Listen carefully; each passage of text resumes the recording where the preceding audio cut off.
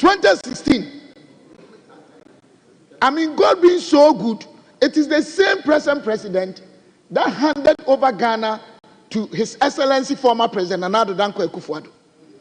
GDP, as my brother said, just to re-emphasize, was 3.4. Mr. Speaker, we left over 6%, almost twice. Mr. Speaker, three most important secondary macro indicators all over the world in assessing any economy. Number one is the mainstay of your economy. In Ghana here is agriculture. They left 2.7. We left 4.5. Then you come to industry. It's very unfortunate that my senior, respectable MP, Honorable Haruna, he made a statement that MPP government destroyed the private sector. I stand to be corrected. Private sector is the key and definitional element of dealing with any industry in the world. They left industrial growth of 4.3. We left 8.9, almost twice. Mr. Speaker, there you come to services. They left 2.8. We left 5%. Mr. Speaker, now you talk about the fiscal space in terms of consolidation to show whether your economy has a future, is strong or not. They left a negative figure. We left a positive figure. Mr. Speaker, take that aside. Could we have said that the economy was so bad and dead and was in ICU, intensive care unit? Mr. Speaker, when one is intensive care unit, you cannot even raise your hand. We're still performing our obligations. This country outlays billions of cedis every month for emolument, paying workers. Were we paying them or not? Where did they get money to pay workers in January? Mr. Speaker, let us be. I don't want to use any vocabulary because I'm dealing with a statement of the president. But let us be very careful the kind of picture we paint to this generation and the world. Mr. Speaker, all the pro-poor policies, both in kind and cash, we left those that were performing efficiently and effectively well, including free SHS, paying billions every month. Mr. Speaker, I want to come back to this whole issue about debt. Yes, we left a little over 70% debt to GDP. That is not too good, yes. But Mr. Speaker, we need to contextualize this and explain it well. I want any professor in the world and in Ghana here swear with Quran and Bible and say what I'm saying is a lie, because we are tired of misinformation. Mr. Speaker, when in the history of this country, where Ghanaians, public and civil service workers, were asked to stay home but they were paid, have we forgotten so soon? They went through a period of some months of not working but they were paid, all of them in this country. Mr. Speaker, even after that, they ran shit for over 11 months. 10 will go 2 weeks, another 10 will go 2 weeks, and they were paying them. Mr. Speaker, private sector sacked over 40,000 people in this country, paying corporate taxes. We ran revenue shortfalls of 12 billion in this country. That was when the world grew negative 3.3. That was when the debt to GDP of the world went to almost 300%. We even did well. Had it been the NDC government, debt to GDP would have been 1,400. Because we are better managers of the economy. Mr. Speaker, all that we are talking about is that, Mr. Speaker, I want my brothers to understand. I want my brothers to understand. If the economy was in coma, in ICU, how come such a developing country such as Ghana, you are the social democrats. In economics, you were supposed to adopt what we call a contractional fiscal policies to roll out pro-poor policies. NDC government cannot boast of one social and pro policy. The poor child's need, not even one. Which one? Which one? Which one? Tell me. You are not capitalistic. You are socialistic, but you cannot roll out one pro policy. One. Even teachers and nurses allowance. You know you are running a better economy. You cancel them. Mr. Speaker, I want them to understand the fact that when it comes to managing the economy of this country, Ghanaians cannot have any hope under you. Mr. Speaker, no wonder. Thank you. Please wind up. Yeah. No wonder that when they were coming to power, they sang a nice song. Asampa is where official NDC members are torturing soldiers in order for their people to do what I'm saying. Asampa is where private properties and homes are being attacked. Our constitution states without ambiguity and debate, Article 18(2)(a), that no one shall be subjected to the interference of his private home and properties. So Asampa is that you are attacking poor people in our country today. Mr. Speaker. Thank you. Mr. Speaker, I want to end with this. I just want to end with this.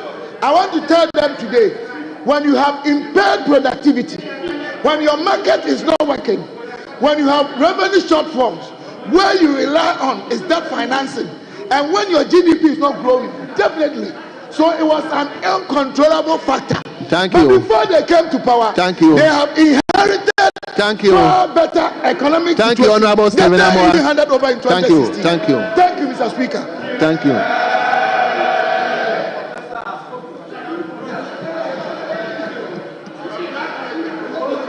We will take the last. Honorable Millicent Amankwa-Yeboah. Thank you, Mr. Speaker, for giving me the opportunity to contribute to the debate of the State of the Nation's address. Mr. Speaker, under the Article 67 of the Constitution, the President shall, at the beginning of each section of Parliament, deliver a message on the State of the Nation address.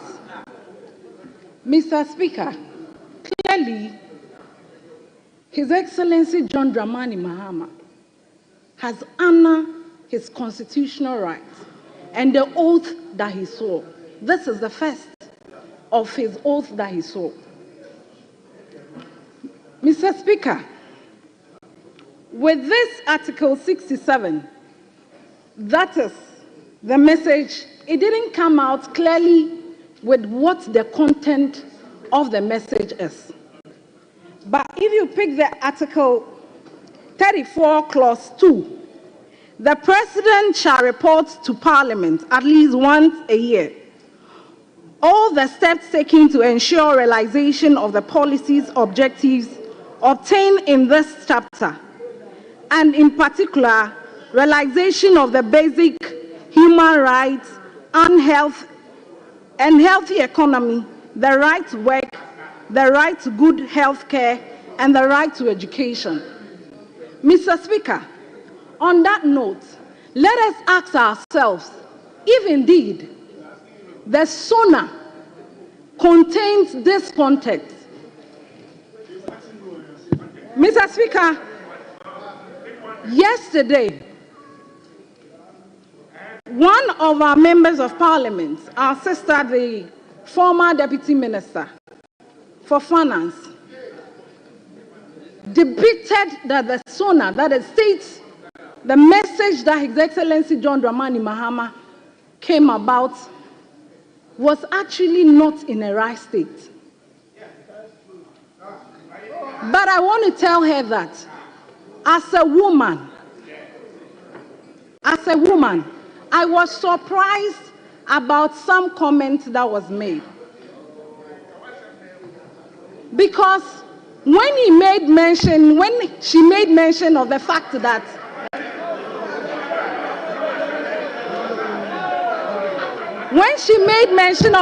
that His Excellency John Dramani Mahama gave out heavily expansion fiscal policy without any financial or funds allocated to it.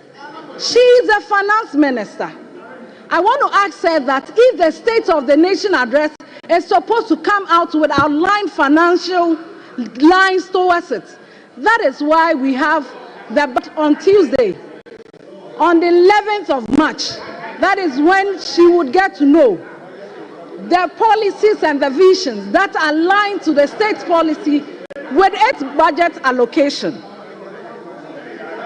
Again, she clearly made mention that His Excellency John Dramani Mahama is actually concerned about this collapse of banks because he in some way wants to give license.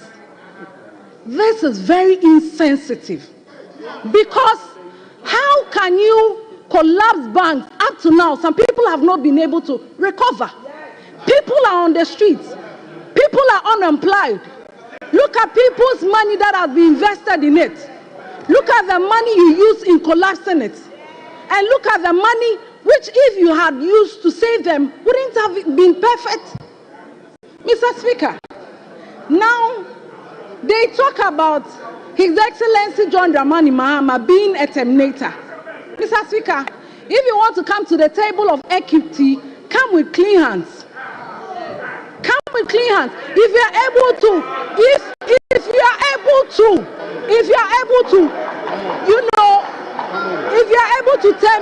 collapse banks, and people who was unemployed, you cannot today say that. But even Mr. Speaker, with determination, it was legally right, as Honorable James Agaga said earlier on. As I continue, yesterday, I am happy that the Honorable Oponkoma is here. Yesterday, I am so surprised. My respectable colleague, he made mention that he couldn't even hear. He couldn't even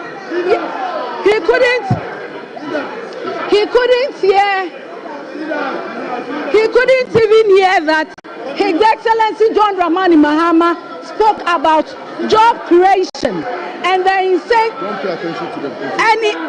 initiate. But if honorable members, I want to help honorable members, please relay down the rules.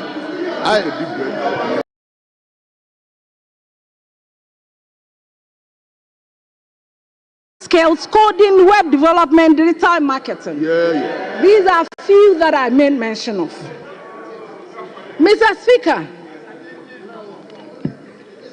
that Swami MP, when he was talking about mining, I am so surprised he had the effrontery to talk about mining. Honorable.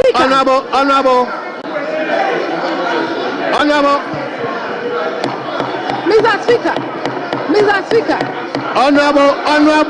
Mr. Speaker. Honorable member,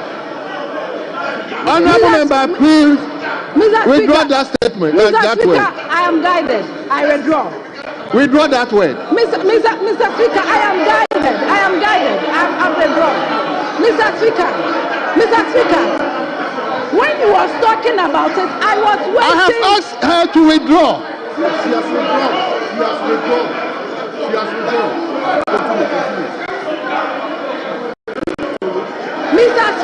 Mr. Speaker.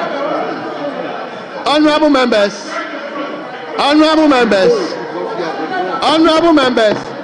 I have asked her to withdraw that word.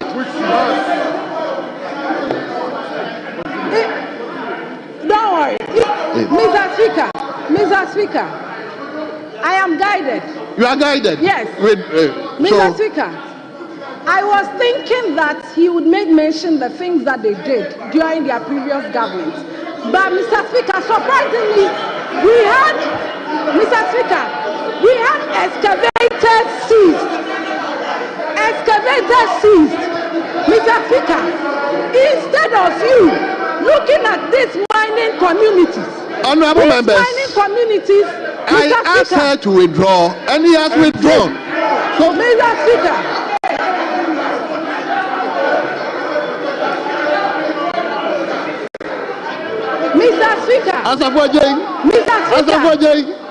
the excavators were seized, and in those communities are the most deprived communities. Honorable member, those excavators and machines should go and reshaping the roads. And these excavators were seized and come somewhere. Where is that? Wind up for me. Mr. Speaker, please permit me to continue on this because it's very important to me.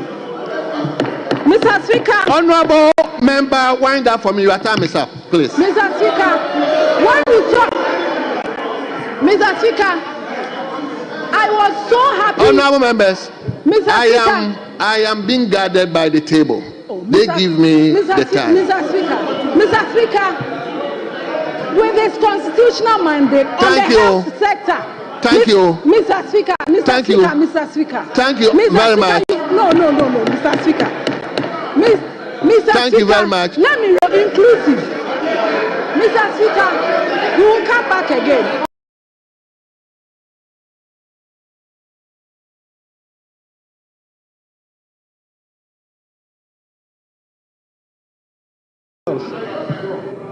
Yes, the report on the appointment committee, which our side has agreed to do. However, Speaker, we want to begin with item 16 on page 6, after which we'll proceed to take the appointment committee's report. Already, the report has been laid.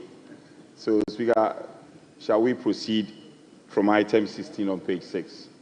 I thank you.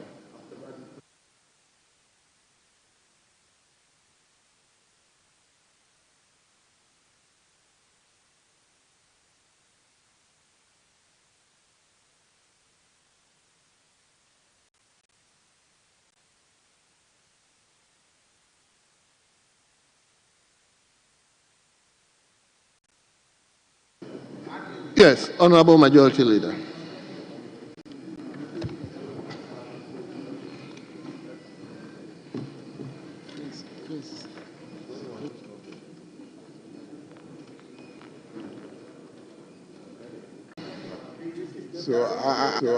I thought that the best would have been to, because there's consensus on the nominees, at least the ones that we want to take.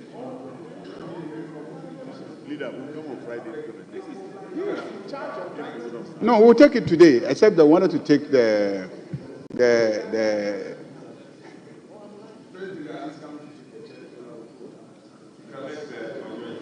okay, let him come and take it so that he's come and take it so that we'll take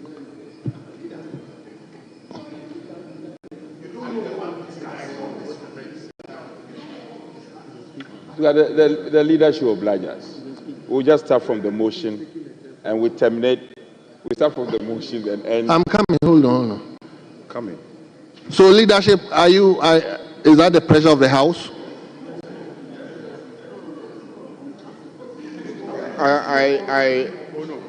I think the first Deputy Speaker has some indications from the Speaker, and he made mention of that when we met this morning. So, if the first Deputy Speaker takes the chair, he will give an indication what we should do. Okay, first Deputy, come and take the chair.